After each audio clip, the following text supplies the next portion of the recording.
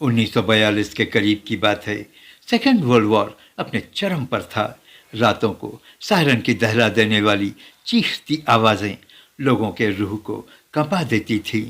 ऐसे में लंदन से एक फ्लाइट अमेरिका के कैलिफोर्निया के लिए टेक ऑफ करती है। उस समय का राजा कहे जाने वाले इस जहाज की कैपेसिटी 300 पैसेंजर की थी, लेकिन चारों तरफ आगजनी, बम का फटना, बड़ी बड़ी इमारतों का ढहना पूरी दुनिया के लोगों के दिलों में दहशत पैदा कर दिया था।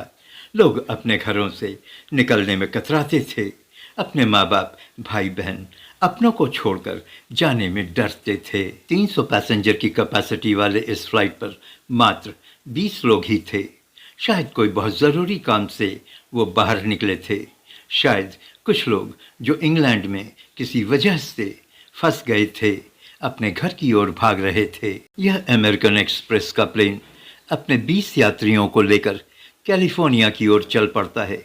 यात्रियों के दिलों में डर था, कहीं कोई फाइटर प्लेन उनके प्लेन को मार न गिराए, कहीं कोई मिसाइल उनके प्लेन को ध्वस्त न कर दे। डर और अपने गंतव्य स्थान पर जल्द से पहुंचने की चाहत के बीच प्लेन के स्टाफ ने उन्हें चाय कॉफ़ी सर्व किया और उन्हें समझाया कि कोई डरने की बात नहीं है।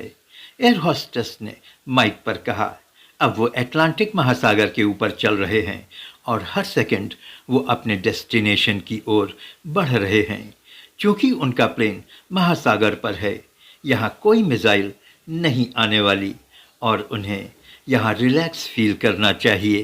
तभी प्लेन में करीब 5 लोग अपने सीट से उठे, अपने चेहरे को नकाब से ढका और हवा में अपने AK-47 को लहराते हुए चीखे, ये प्लेन हाईजैक हो चुका है, आप सभी शांत बैठें। किसी ने स्मार्टनेस दिखाने की कोशिश की तो वो मारा जाएगा। हमें कैलिफोर्निया नहीं बल्कि जर्मनी जाना है।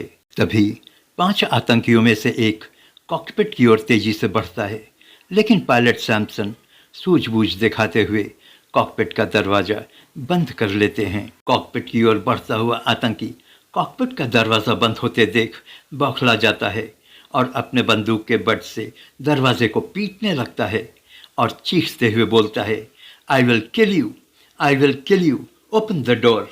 प्लेन पर सभी यात्री डर से कांपने लगे। उनकी सांसें थम गईं। जिसका अंदेशा था वही हुआ। अब क्या होगा? सभी के चेहरों पर प्रश्न चिन्ह साफ दिख रहे थे। पायलट ने फौरन ATC को कांटेक्ट किया। चारों तरफ हड़कंप मच गया, चारों तरफ अलर्ट जारी किया गया और रेस्क्यू मिशन की तैयारी शुरू हुई। लेकिन तभी ग्राउंड स्टाफ से प्लेन का संपर्क टूट गया और ये जहाज़ों का राजा कहे जाने वाला जहाज़ रडार से हमेशा के लिए गायब हो गया। हुआ ये कि जब पायलट ने कॉकपिट का दरवाज़ा बंद किया तो आतंकी विचलित होकर प्लेन के पर गोलियों की बौछार कर दिया। प्लेन के पर से तेल बहने लगा और प्लेन का डायरेक्शन बदल गया। थोड़ी ही देर में प्लेन नॉर्थ सी के तेज तूफान में फंस गया था। प्लेन के एक पर से पेट्रोल के रिसने की वजह से प्लेन वैसे भी डगमगाने लगा था। नॉर्थ सी के तेज हवाओं ने उसकी पोजीशन और ख़राब कर दी। इससे पहले कि जहाज़ समुद्र के पानी में समाता, यात्रियों ने प्लेन का दरवाज़ा खोलकर समुद्र के ठंडे पानी में छलांग लगाने लगे। थोड़ी दूर पर उन सभी लोगों को एक जंगल दिखा। उन 20 लोगों में कुछ तैरना जानते थे।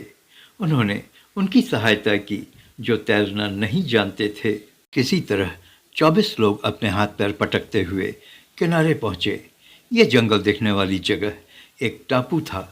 24 लोगों में 18 यात्री, 2 जहाज के क्रू मेंबर्स और 4 आतंकियों में से 2 आतंकी, जिन्हें यात्रियों और बचे हुए 2 क्रू मेंबर्स ने समुद्र से बाहर नहीं आने दिया। रात होने को थी। थके हारे ये 22 लोग टापू की रेत पर ही यूं ही लंबे हो गए। उन्हें नई जिंदगी मिली थी। वे सभी लोग भगवान के शुक्रगुजार थे और दुआएं मांग रहे थे। कब सुबह हो गई उन्हें पता ही नहीं चला। थोड़ी देर बाद उन्हें समझ में आ गया कि वो एक टापू पर फंस गए हैं। ढेर सारे नारियल के पेड़ और कुछ जंगली पेड़, लेकिन जिंदा रहने की ललक ने उन्हें सर्वाइवल और आगे सोचने पर मजबूर किया। इस टापू पर खाने के लिए कुछ नहीं था, न पीने के लिए पानी, का कोई स्रोत, चारों तरफ दूर दूर तक समुद्र का नीला पानी। उन सभी 22 लोगों पर निराशा के बादल छा गए।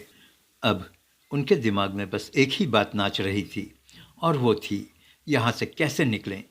तभी उन यात्रियों में से एक यात्री, जो कि पेशे से इंजीनियर थे, अपनी जगह से उठे और सभी लोगों को संबोधित करते हुए बोले, देखो, घबराने की ज़रूरत नहीं है। अगर हम घबरा गए तो इस वीरान टापू पर हम सब मारे जाएंगे। मैं इंजीनियर हूँ, हमें एक बड़ा शाफ्ट बनाकर यहाँ से निकलना होगा। यहाँ पेड़ों और नारियल के झाड़ों की कमी नहीं है। हाँ, मेहनत जरूर करनी पड़ेगी। हमारे पास इक्विपमेंट न के बराबर हैं। हमारे सामान में हमारे पास कुछ चाकू, नेल कटर, एक डायरी है। हाँ, नारियल के पेड़ पानी देकर हमें जिंदा रखेंगे। यहाँ मछलियाँ बहुत हैं जो हमारे खाने के काम आएंगी और हमें जिंदा रखेंगी। वक्त गुजरने लगा। इंजीनियर ने शाफ्ट बनाना शुरू किया, एक बड़ा शाफ्ट जिस पर 22 लोग कंफर्टेबली चढ़कर तैर सकें। कुछ जवान लोग मछली पकड़ते तो कुछ औरतें खाना बनाती थीं। दोस्तों, इस कहानी में इन लोगों का आगे क्या हुआ, यह जानने से पहले एक रिक्वेस्ट है। अगर आपको ये सच्ची कहानी देखने में अच्छी लग रही है तो प्लीज़ इस वीडियो को लाइक कर दीजिए और चैनल को सब्सक्राइब कर लीजिए। आपका ये लाइक और सब्सक्राइब करना हमें अच्छी कहानी बनाने को प्रेरित करता है। अब तो दिन हफ्तों में और हफ्ते महीनों में बदलने लगे थे। धीरे धीरे 1 साल गुजर गए। उन यात्रियों में एक 16 साल की लड़की थी जो वहाँ के लोगों की रोज़ की दिनचर्या लिखती। जिंदा रहने के लिए जद्दोजहद, वो लोग क्या खाते थे और कैसे वो मछली पकड़ते थे, बराबर लिखती रही। बरसात का मौसम आ चुका था। अब लोगों को ऐसा लगने लगा था कि शायद वो कभी भी अपने देश, अपने घर नहीं पहुंच सकेंगे। नारियल के झाड़ से अपने लिए वो झोपड़ियां भी बनाने लगे थे। लेकिन इंजीनियर जॉन ने आस नहीं छोड़ी थी।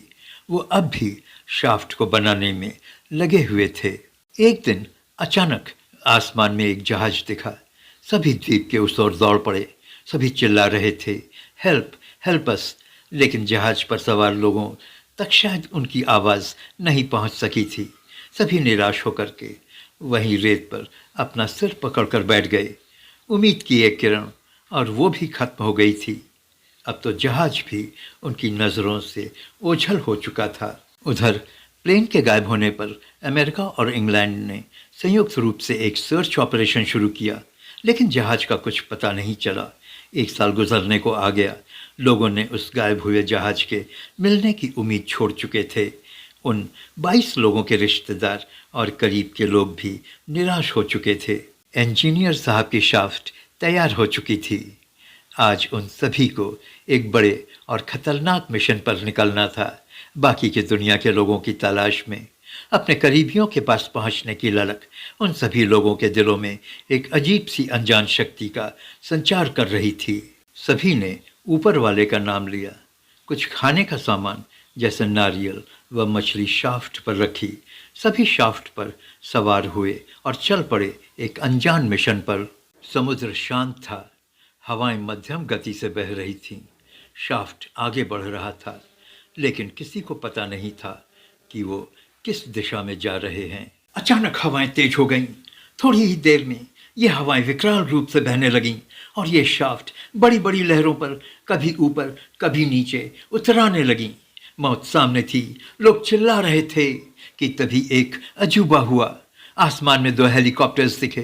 ये हेलीकॉप्टर अमेरिका के थे, जिनको गायब हुए प्लेन को ढूंढने की जिम्मेदारी दी गई थी। हेलीकॉप्टर पर सवार लोगों की नज़र शाफ्ट पर उतराते हुए लोगों पर पड़ी। हेलीकॉप्टर्स ने नीचे रस्सियां छोड़ी और रेस्क्यू मिशन शुरू हुआ। सभी यात्रियों को बचा लिया गया। हेलीकॉप्टर्स कैलिफोर्निया के लिए निकल पड़े। सभी यात्रियों ने चैन की सांस ली। डॉक्टर्स ने यात्रियों का चेकअप किया और नीचे शाफ्ट नॉर्थ सी की ऊंची ऊंची लहरों के थपेड़े खा रहा था। अगर ये हेलीकॉप्टर्स वक्त पर वहां नहीं पहुंचते तो इन बेचारे यात्रियों का क्या होता, पता नहीं। आप नमस्ते हिंदुस्तान देख रहे थे। Thank you.